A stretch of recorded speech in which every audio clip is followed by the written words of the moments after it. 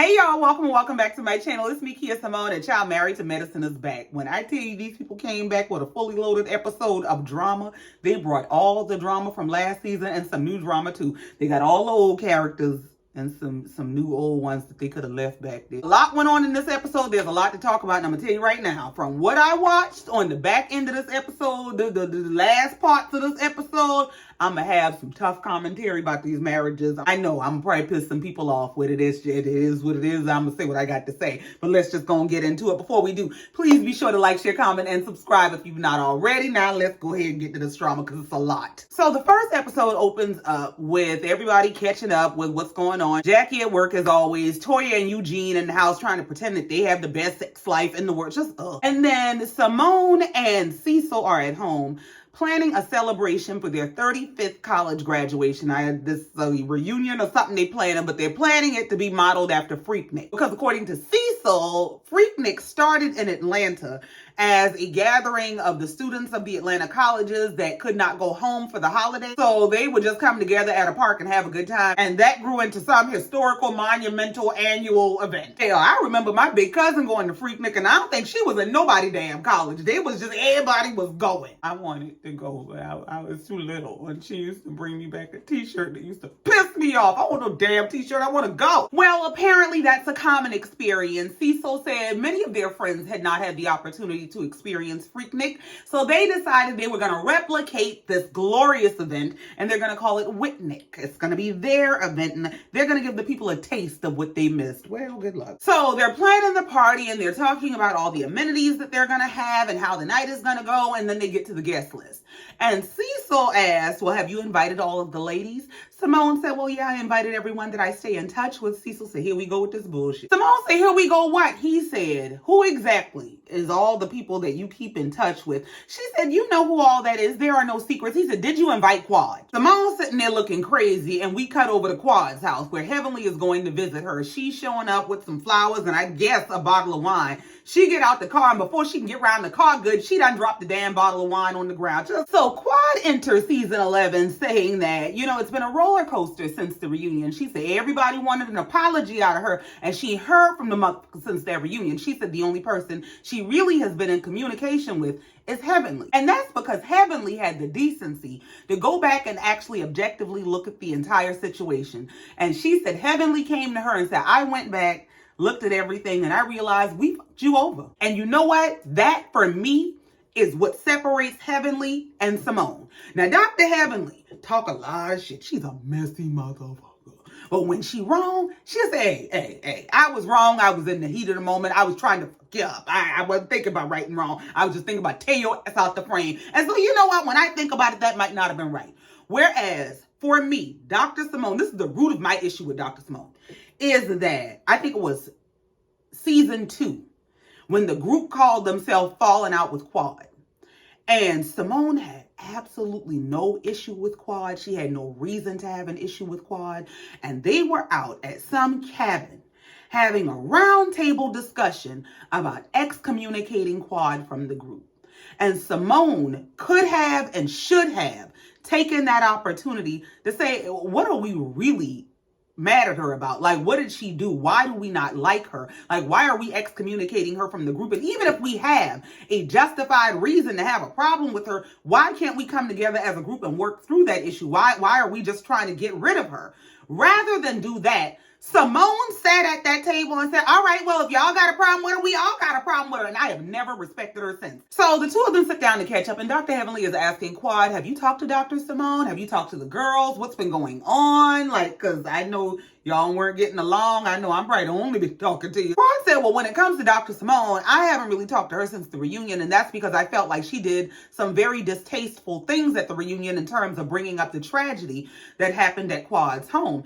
And Dr. Heavenly comes in trying to be the mediator and says, well, listen, sometimes We just do dumb shit. And you have to swallow your pride and apologize. That's just what it comes down to. Quad said, yeah, that's what I thought. Because, I mean, that's what everybody was saying about me and I. So I swallowed mine and I apologized on TV. So I don't understand what the difficulty is. She's a doctor, ain't it? She can comprehend, right? So they cut back over to Dr. Simone and Cecil at home talking about the situation and the dynamics between Simone and Quad. And Cecil is trying to figure out, did he miss something? He said, because I thought y'all were on good terms after the reunion. Dr. Simone said, well, yeah. We were on good terms when we left the reunion, but then the reunion aired. And once it aired and people started giving their comments and their feedback, Quad sided with the commentary of the public who was telling her, don't kiss them people, don't apologize to them no more. And Quad fell back from communicating with Simone. So she feels like it's all on Quad. Cecil hit Simone with the $1 million question. He said, well, help me understand. What is the difference between you falling out with Heavenly all the time and having to get back on track, and you can manage to get back on track with Heavenly, but you fall out with Quad, and there's just such a struggle. There is so much aversion to getting back on track with Quad. Why is that? I'll tell you why. It's because Heavenly has the same miserable marital dynamic that Simone has. And Quad represents everything that she's not. Now, you can be a doctor and you can be a wife and a mom and all those great things, but you ain't got no damn joy. She just seems joyless and like she's in this marriage because this is what she was supposed to do. She went to college. She became a doctor. You're supposed to get married. You're supposed to have kids, but you ain't happy. It takes a certain freedom of spirit to not conform to societal's norms and say, oh, well, I have to go get a husband, or if I got a husband and he acting a fool, I'm going to leave him and I'm going to just be out here single. And Simone goes on to pretty much say that in so many words. She said, well, the difference is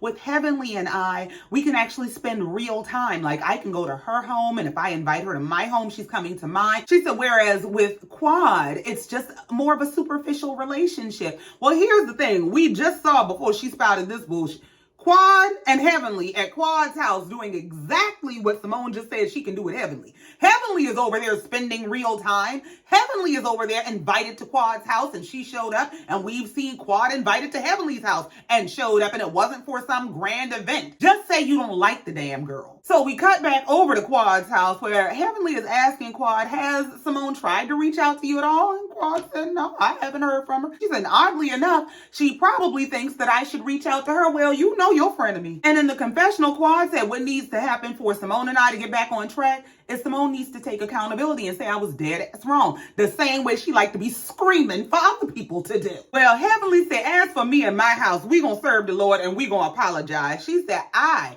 would just like to say I apologize for everything that you went through last year, especially for any part that I played in it. And Quad said, well, you know one thing about you, Heavenly. They say a lot of things about you, but one thing about you is you will self-reflect without anybody making you do it. And you will take accountability for your shit. I just respect a person who can say, I'm perfect, but I'm real. And I had a real up moment. And I just would like to, I apologize. Let me tell y'all, my uncle died. I'm around here cursing people to oh, and it just didn't dawn on me that you grieving. Like, you might be a little angry right now because you upset your uncle. I respect when somebody can lean into their humanity and say, listen, I know I'm messing the most fun. I don't always mean it, and this is one of the times I didn't mean it. Please forgive me. And in true owning my fashion, Heavenly said, well, you know, I offer a lot of apologies that I don't mean, but this time I mean it. So we move on to Dr. G and Sweet Tea. They're coming from the range. I don't know if it's the pew pew range, because he's talking about, well, you know, something about hitting the targets and yada, yada, yada. And he said, you know, when we were just dating and I would go to the range, you would come with me all the time. But since we got married, you ain't been but 2 or 3 times. This girl said, yeah, I was trying to get you. You don't say that shit out loud, girl. Don't do that shit. Let me tell you, the same way what it takes to get you is what it takes to keep you. The same thing applies to your partner. What it takes to get them is what it takes to keep them. Now, you tell the man, maybe you got a little busy. Maybe you immersed in some new hobbies. I got some stuff going on. You want me to be there? You want me to come more? I thought you just wanted your space. But you'll tell no man, yeah, I was just trying to get you trapped your ass. Nah. Now, they're in the confessional letting us know that their sex life has been on and popping. So, girl, we don't give a damn. They trying to have a baby. Good luck. Have fun trying. And for some reason, they on their way to Phaedra's house for Sweet Tea to get swim lessons. Y'all don't know nobody else. I mean, what in the circle of swingers is going on here? Brad goes on to explain that one of the concerns that he has with his beautiful wife is that she can't swim. And he was discussing that with Phaedra. And Phaedra announced to him that, well, you know, my sons swim and they teach people how to swim. And yeah, bring her on over and I'll give her some swimming lessons. It was so many red flags in that motherfucker. Because what? First of all, what the fuck is you and Phaedra sitting up talking about your wife for? Like, what? Why? What kind of friendship y'all got that you going over there to discuss your man? What's going on? And why? If you are that concerned about your wife and her inability to swim, you mean to tell me Phaedra is the only damn person in the land that can teach somebody to swim? Why are you taking her to somebody's house that you used to date for a swim like this man here play too much? Well, Phaedra comes out in her Baywatch uniform and she's explaining that in college she was a swim instructor, she was a lifeguard, she just loves the water, so she's perfect for this. So Phaedra gets Sweet Tea in the pool to teach her how to swim. Greg is off to the side, stretched out on some beach chair, just soaking up the sun, looking like some big gator. And I'm going to tell you, this scene here was entirely too reminiscent of Simon, Portia, and Fallon to me. He laid up there looking just like Simon was looking when they was in their pool, and Portia over there shaking all her ass and bending over and yeah, look at this. And you see where they at. You see she ran off with that man and now she's trying to bring him back. I don't trust this shit. So now they halfway through the lesson and Sweet Tea is floating in the pool and trying to doggy paddle and stuff. And Phaedra gets out the pool and she goes and grabs some snacks and goes over to Dr. G, and they're just sitting off to the side having snacks and conversation while they leave the lady to drown. Sweet Tea, if you don't get your ass about that pool and go see what they talking about, they trying to leave your ass for dead. Get your ass out that water. Well, I did notice after they started talking that she left Sweet Tea in the pool with her son being the instructor. I just use a damn fool. So Phaedra starts sparking up a conversation by asking how he's doing. She said, you know, I know with some craziness going on between you and Heavenly and some comments that Heavenly made. And Gregory said, yeah, now this is the Phaedra I know. This the one that, you know, we used to hang out, you be asking me stuff. I just not you reminiscing. And Phaedra ain't no damn fool. Phaedra just don't bite when he say that shit. Phaedra right, but oh, well, what's going on? So Gregory starts out by rehashing the whole backstory of what's going on. He said, now remember, Heavenly was saying a whole lot of things that I thought were inappropriate about my wife, Lateasha. But then Lateasha reminded Heavenly that back when Mariah said that she had receipts to prove that Dr. Damon was cheating, Heavenly believed Mariah. He said, and apparently she struck a nerve. He said, I don't feel like Lateasha said anything that was out of line. Heavenly said some shit to her and she said the same shit back. And Lateasha said in the confessional, all I'm doing is giving Heavenly a dose of her own medicine. I'm doing to Heavenly what she does to other people all the time so she can swallow this diamond tap and leave me alone. And I guess that accusation escalated the beef from being between Heavenly and Lateasha to being between Damon and Gregory. Now, Gregory said where it crossed the line for him is Heavenly took to that internet and said all kind of wild shit about him and his practice. And Phaedra let it be known that she has Gregory's back no matter what. She said, because first of all, we only have a total of 561 black men in medical school right now. And what that fraction reduces down to is a unicorn. She said, so we have to protect you at all costs. I'm not going to let her just say anything about you and your practice. And Phaedra goes on in the confessional to say, you know, that Heavenly prides herself on being a mean girl and a bully, but this time she might be doing a little too much. She might have gone a little too far too fast. She said, now I don't know if anybody is going to hold her accountable or if she's going to hold herself accountable, but this ain't cool. And now we just saw Heavenly round the quad house offering apologies, so we'll see if she make it round the Sweet Tea and Dr. G with her apology tour. Speaking of Heavenly on her apology tour, we move on to Doctors Heavenly and Damon's home, where they are hosting Dr. Simone and Cecil for dinner. They're going to be having liquor. They have a hibachi chef, and they got plenty of mess to talk about. And in the confessional, Simone is saying, Heavenly and I have an old crazy relationship. We're not on great terms, but finally we're cool. And of course, they showed a bunch of flashback clips of Simone and Heavenly, and they fighting and carrying on. And it is very interesting, as Cecil said, that Simone seems to be able to always find it for Heavenly, but can never find it for Quad, because they always got clips of her and Heavenly cursing each other's asses out for filth. I mean, they speak to each other with far more vitriol than has ever been in a conversation or exchange between Simone and Quad. So what is it? So they had their dinner and Cecil's carrying on about how impressed he is, and yeah, this is first class, and yeah, this is nice. Well, since we sit there talking and drinking and having a good time, hey, Damon, has Heavenly talked to you about what's going on between her and Lateasha? What? Heavenly started explaining by saying, first of all you motherfuckers know one thing. If you come for my man, I'm coming for you and yours. She said that was problem number one. She said, I really did not like what Lateasha said when we were at that reunion, because that's how shit gets started. When she's up there saying, yeah, there is some truth, or there may be some truth to a rumor about Dr. Damon cheating, she said that's exactly how shit gets started, and I didn't like that. She said, now I was pissed off, so I got on the internet and I said some shit that some people said was out of line. One thing I know about me is sometimes I go too far, and I have. And I will take it back. I will apologize for going too far, but going forward, I'm good. Now just keep on living. Keep on watching this episode and see if that's true. But Heavenly flipped the script. She said, well, now while you worry about me and all the amends I need to be making in the group, let's talk about Simone and Quad. Heavenly said to Simone, it is my opinion that you do owe Quad an apology. She said she apologized to all of us in New York, and Cecil backed her up and said, yeah, she was very apologetic. And Simone is trying to dismiss it and said, yeah, I'll say I'm sorry, girl. They said, no, you can't go to her with that bullshit. Like, be for real. Heavenly said, if nothing else, if you can't do shit else, take ownership for hurting her. Even if you don't feel like, oh, I was wrong for saying this or doing this, for the fact that I hurt you, please forgive me. That's it. And Simone conceded to say that, you know what, you're right. I was wrong in New York. I do owe Quad an apology. And she's in the confessional explaining that she should not have explained the details of the event that happened at Quad's house, but she did it because she felt the need to demonstrate that she's the kind of friend that when the chips are down or when you're going through something, she shows up. Simone, we know.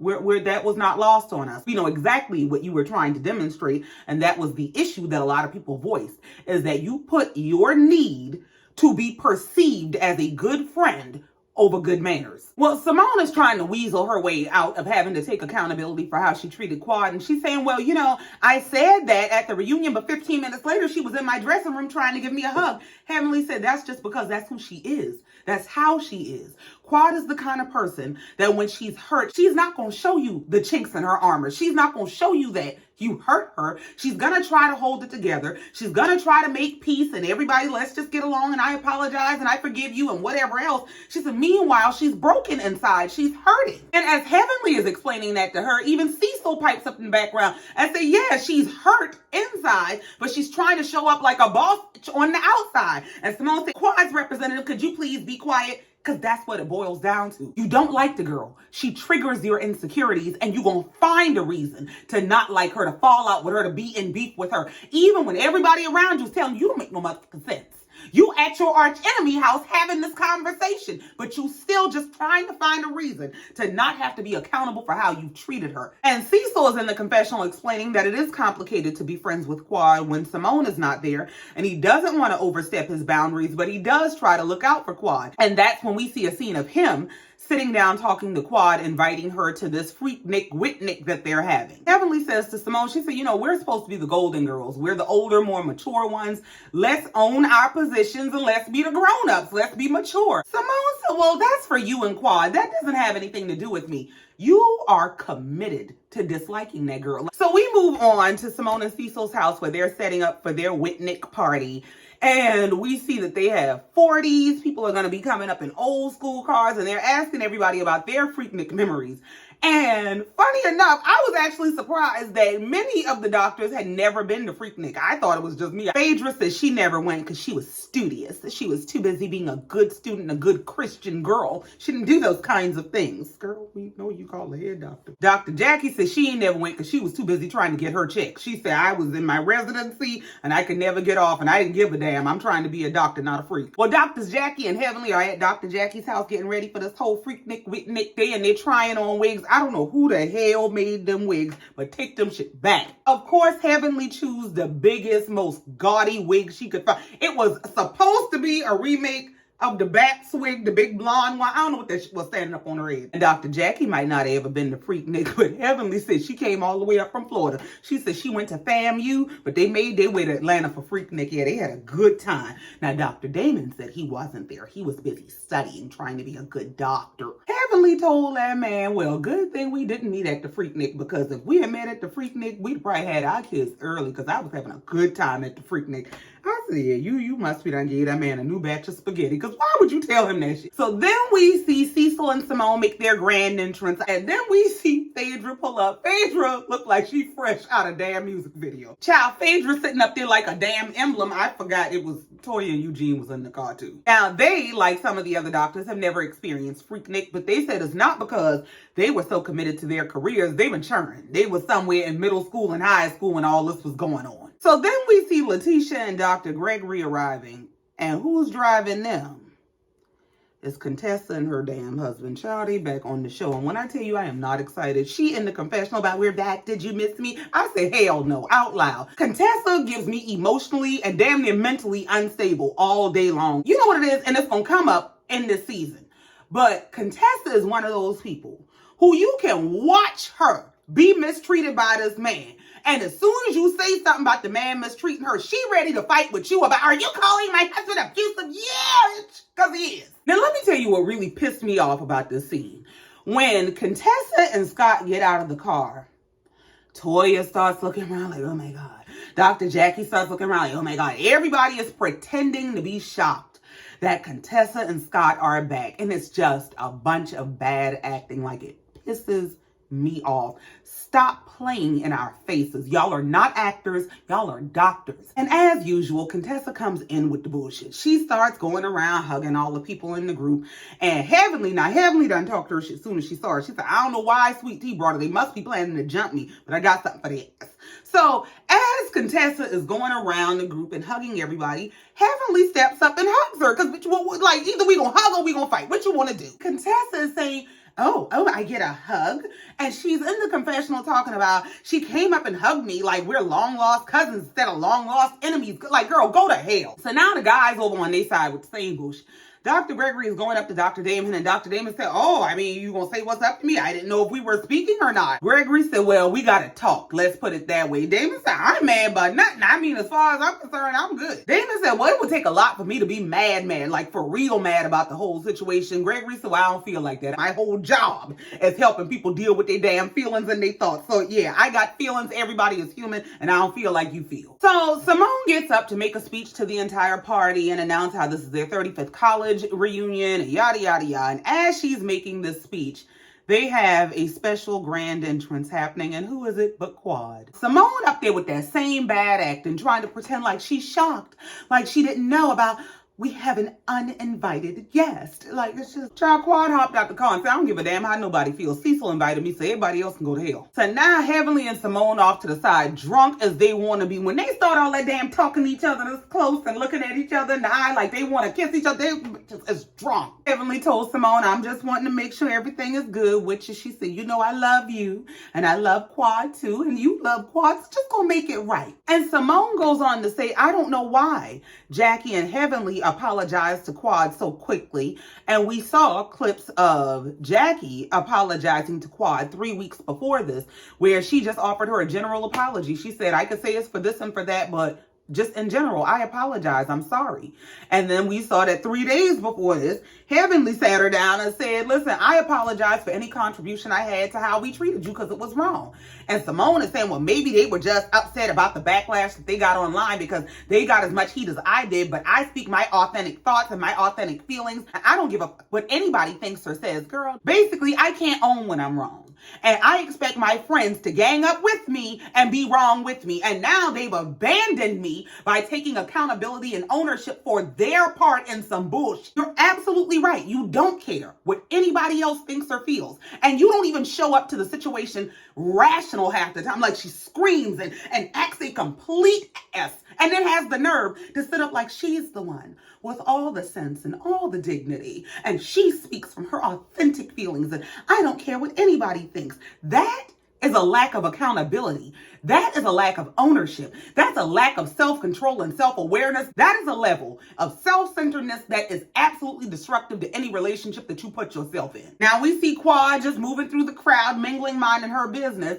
Eugene greets her. He's happy to see her. Toya in her face. Did you at least text? Would you at least go to hell? Toya and Eugene in the confessional, and Toya is talking about, I'm just glad that Quad came in a peaceful way. You know, she apologized when we were at the reunion. Why the fuck do you care how she came? It's not your event. She didn't come for you. You ain't had to speak to the lady, but you did. Like, why are you so obsessed? Now, Quad trying to be the bigger person. She makes her way over to Heavenly and Simone and what that girl name is, the one who just came back, Contessa. She goes over there and she kind of dances and plays with them. Simone standing there looking crazy as hell. So Quad just reached out and hugged the bitch, because that must be what you need. Maybe you need to be touched. Is Cecil not touching you? What is your problem? Quad hugged Simone. She said, hi, how are you? And Simone said, you made quite the entrance. She said, I did. Simone said, you look beautiful as usual. Quad thanked her for the compliment. She said, thank you. I knew that you could appreciate it. Simone said, of course. And in the confessional, Quad said, I love Simone, but the only reason I'm here is Cecil. So here come Toya with her tacky ass, just as miserable and nosy, going over to Simone trying to get the tea about what happened between her and Quad.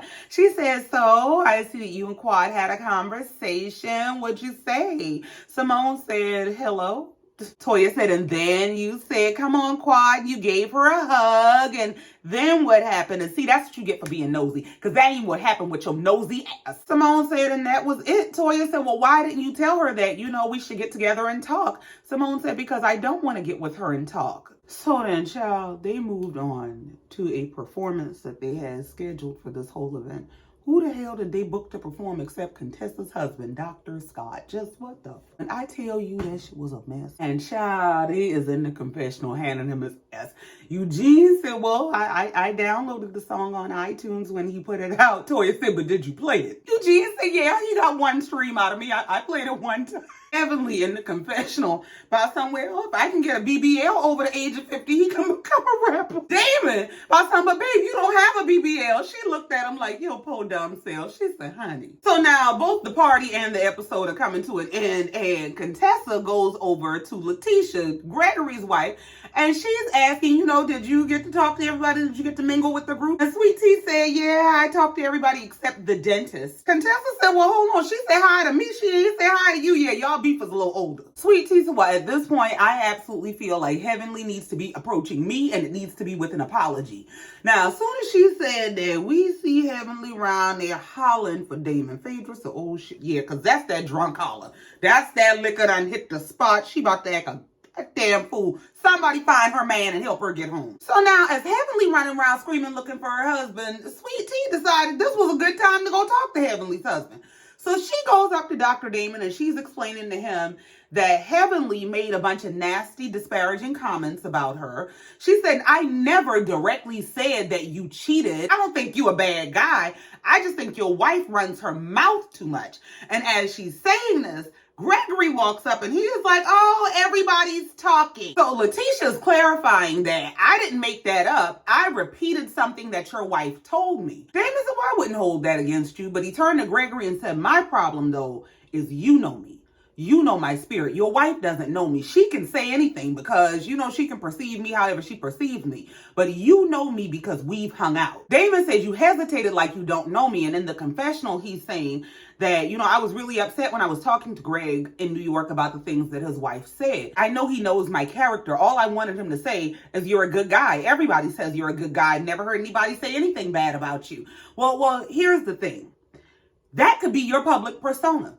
That could be how you show up in your friendships. There are serial killers who show up as good guys that people are like, oh my God, I never knew he had 10 people chained up in the basement. People find out every day that their pastors are pedophiles. So who are you to be above reproach? Who are you to be above the idea that you could ever do anything wrong? Like, what the God complex do you have going on? Just because you're a good friend and you've shown up as a good guy and you have a great career and you're a good father, who knows if you hit the nurse in the broom closet one time? And the fact that you're human says you ain't above it. But this whole whole idea that everybody should be upholding this persona and this image for you, because that's what I believe it is. Because let me tell you, the reason I believe that Damon has stepped out of his marriage is because of things that have come out of Damon's mouth. It ain't got nothing to do with anything anybody else on this show has said. Damon has sat up, I believe they were on a reunion or they were on Watch What Happens Live. Damon made some comment about the reason it's different for a man to cheat than for a woman to cheat.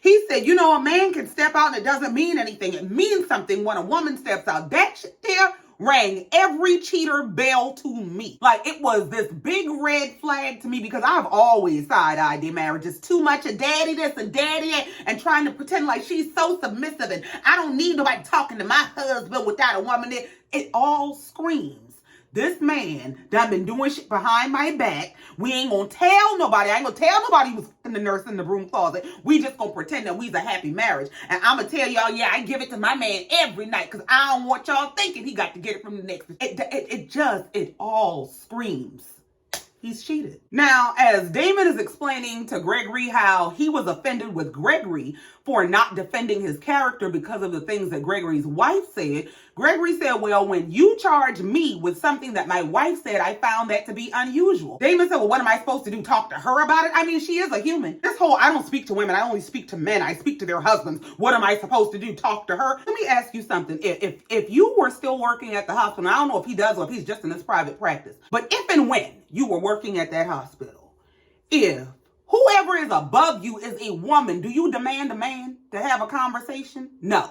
You have the conversation with the appropriate party. She's not beneath a conversation with you because she's a woman. The stuff Damon does screams, I'm a misogynist. But because he sits still and he talks very quiet and he speaks in a monotone, people think he's just this sweet, soft guy. And I don't buy that. And Heavenly is not this defensive and protective over a man who protects his marriage. You wouldn't act like that as a woman if this man was doing the protecting. So Heavenly busts up in the conversation, but I don't need no woman talking to my man without me here. Like, see, this is some crazy shit. It's a whole man here. She's talking. So when Heavenly come up with this crazy shit, Gregory just looks at her. He said, hello, Heavenly. She said, how are you? He said, well, I'm trying to be all right. She said, I'm trying to be all right as well. Just, girl, put the drink down. Damon tells Gregory, go ahead. You were talking, like, disregard her.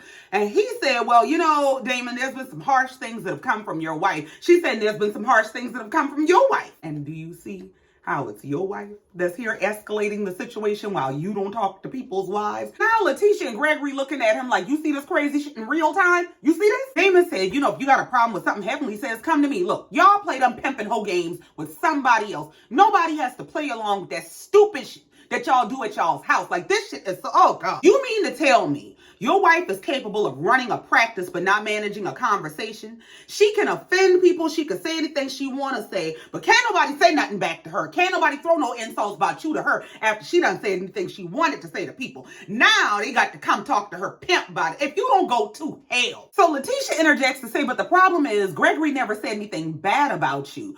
Heavenly says he said he's a cheater. Lateasha said he never said that. Heavenly said, no, you said it. Tisha said, no, I never said that either. Now Heavenly gonna tell the girl, but just shut up talking to me because it was offensive. Now Heavenly coming up out her bag telling Gregory, watch your wife. And then tells Lateasha, have your mama come talk to me. That's what you do. Have your mama come. Hey, Heavenly, let me help you real quick. Let me remind you, because I know you are far removed from the hood. You ain't been in a long time. But let me help you understand. You ain't the only one from that motherfucker.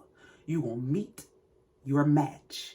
You keep letting that liquor give you that courage to talk that shit to people. You better make sure you still got hands, because there's people out here just like you that are from the hood and they ain't got that edge up off them. You gonna be talking to people like you crazy and they gonna show you that they are. So now Heavenly is carrying on about your wife says disrespectful shit. And Lateasha said, no, you started it on Instagram. And she said, I'm going to tell you like this. If she said one more disrespectful thing, I'm going to hit her with a cease and desist. Well, see, now, this is where I'm kind of, I don't know about you, because that ain't how you play the game. You and Gregory going to have to learn how you play this game. Y'all had to know y'all were going to be at the very least controversial being on this cast. Being that he is the ex-husband of Quad and he used to do something with Phaedra and now he's bringing you into the fold and rejoining a show that he left. you have to know that it's going to be some mess going on. And to say, soon as somebody make me mad and say some out the way shit like they do, I'm going to send a cease and desist. Basically, I'm going to obstruct the show. If you offend me, I'm going to obstruct production. But did you not know what you signed up for? Did you not know that there was conflict and contention as the main characters on this show? This is the brand. We gonna fight, we gonna curse each other out, we gonna go on a vacation, we gonna come back, we'll be friends for 2 weeks, and then we'll curse each other out and do it all over again. And then to now be saying stuff like, well, I'm gonna hit you with a cease and desist. Curse the bitch out or get off the show. Because just like Sweet Tea is saying that all she did was weaponize information that Heavenly shared about her life, that's the exact same thing that was done to you. Now, I ain't saying it was right. It was absolutely wrong. But they weaponized things that you shared on this show. They can't weaponize what they don't know. So they took all the information you put out there and started throwing that shit back at you. And now you want to serve people with cease and desist from knocking you upside the head with information that you armed them with. You cease and desist telling your business. And the episode comes to an end with Heavenly screaming about, get this chop off me. Now, ain't nobody on you, Heavenly. Ain't nobody even close to you. What is it like? Put that damn liquor down. But y'all, that's it. That's all. And I ain't got no more. And I sure hope they tell her that at the bar too. We ain't got no more liquor. Don't ask us. Thank you so much for coming down here, listening to me, and letting me get this off my chest.